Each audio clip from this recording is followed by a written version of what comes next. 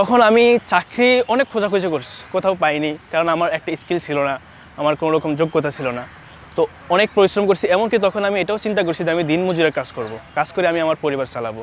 আমার বাবা অনেক পরিশ্রম করছে আমগোর লাইগা, আমরা 4 ভাই বোন, আমগোর জন্য বাবা অনেক পরিশ্রম করছে, আমগো 4 ভাই বোনেরা বাবা ফরাইতেছে।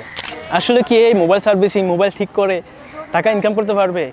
ভাই আপনাদেরকে আমি বলতেছি এই সেকশন যে কতটা লাভজনক, কতটা টাকা ইনকাম করা সম্ভব, বা এটার দিকে আদৌ টাকা সম্ভব কিনা, এটার জন্য আপনার মিশতে হবে, আপনার কাজ শিখতে হবে, আপনাকে জানতে হবে।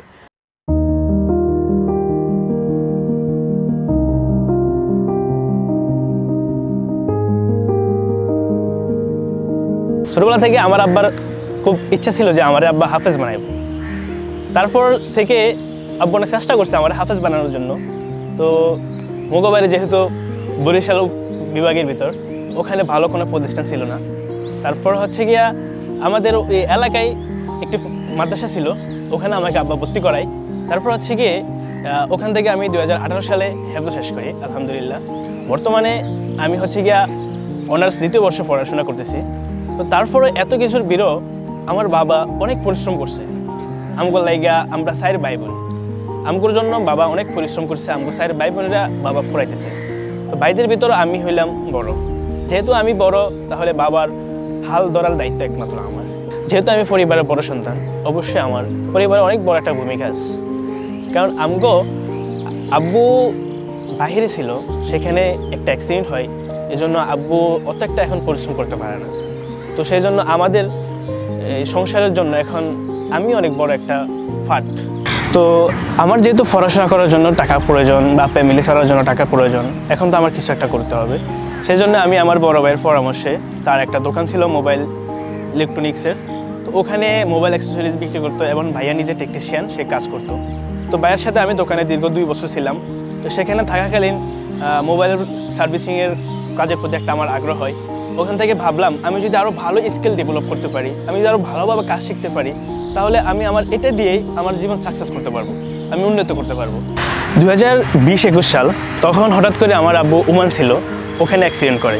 অ্যাক্সিডেন্ট করার পর আব্বু খুব বড় ধরনের অ্যাক্সিডেন্ট হয়, ওনাকে দেশে আনার জন্য অনেক ঝামেলা হয়ে যায়। এখন পরিবার চালানো খুব কষ্টকর হয়। তখন আমি চাকরি অনেক খোঁজাখুঁজি করছি, কোথাও পাইনি, কারণ আমার একটা স্কিল ছিল না, আমার কোনো রকম যোগ্যতা ছিল না। তো অনেক পরিশ্রম করছি, এমনকি তখন আমি এটাও চিন্তা করছি যে আমি দিনমজুরের কাজ করব, কাজ করে আমি আমার পরিবার চালাবো। তখন থেকে আমি অনেক কষ্টের ভিতর ছিলাম।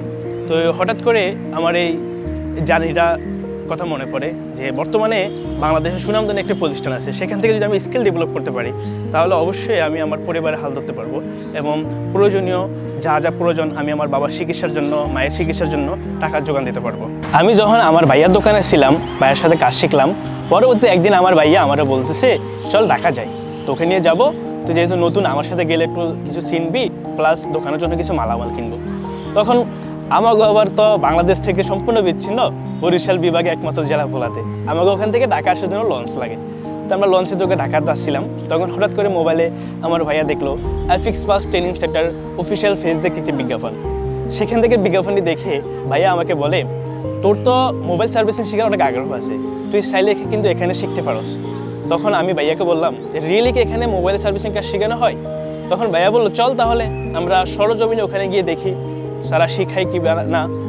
তখন আমি চলে আসলাম হাতিরপুল মোতালা প্লাজায়। এখানে এসে বিভিন্ন শপ দেখলাম, এবং তাদের অফিসে গেলাম, আলোচনা করলাম, দেখলাম বিভিন্ন ল্যাবগুলো দেখলাম যেখানে কাজ শেখায়। তবে আমার দেখে এটা মনে হয়েছে যে এখানে 100% নির্ভরযোগ্য একটি প্রতিষ্ঠান, এখানে তারা খুবই যত্ন সহকারে কাজ শেখায়।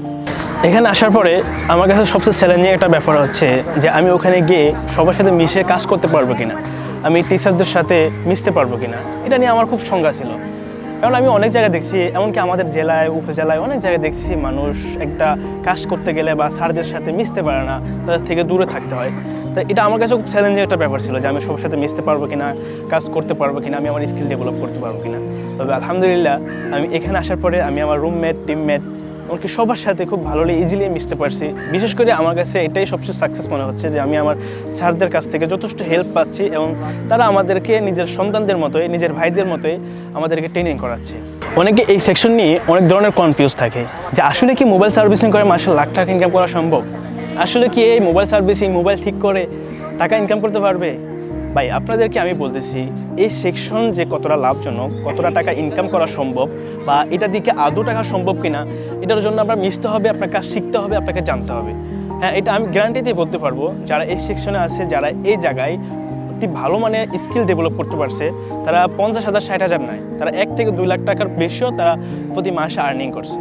এখন এই প্রতিষ্ঠান থেকে আমি আমার স্কিল ডেভেলপ করছি, তো করার পরে এখন আমার সবচেয়ে বড় টার্গেট হচ্ছে দুবাই যাওয়া।